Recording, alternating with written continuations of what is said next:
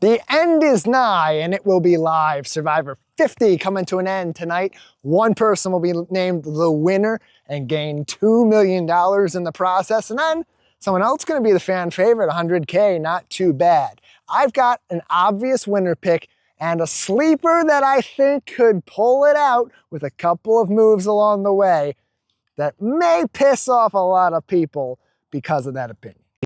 Behind door number one, the winner pick. This one's easy. I think it's going to be Aubrey Bracco. Everything has just sort of looked like it's been set up to be Aubrey. The way she's gained some agency in the last several weeks, arguably, you could even say, literally the last 7 episodes, but also just the way that her story has evolved from her being in the background, kind of a one-sided feud, to her being in control and everything being focused on her getting back to the end, but with more firepower to her story than she had in Kaoh Rong, where she finished second. What could get in Aubrey's way?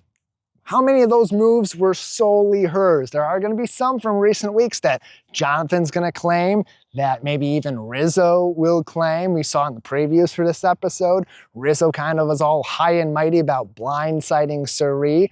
Could that hamper Aubrey's ability to gain votes at Final Tribal? No, I don't think so. I think she's got a strong enough story. She gets to the end. She's such a good storyteller. She's so personable. She'll be able to connect to the game in a way that will connect with the jury. So, my sleeper pick, yeah, almost forgot to tell you.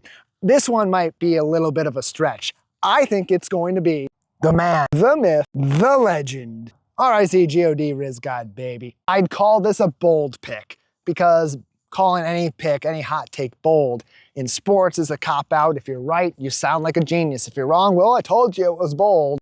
Rizzo's a very savvy player. His ability to navigate the game while being a target because of being such an unknown, that's a huge plus for his game. What he has to do is be able to tell his story at the end and avoid the problem of having zero dimension of challenge prowess and, unfortunately, his youth. If he can win one immunity and win the fire-making challenge and a mature answer to what he'll do with the $2 million, he's got a fighting chance.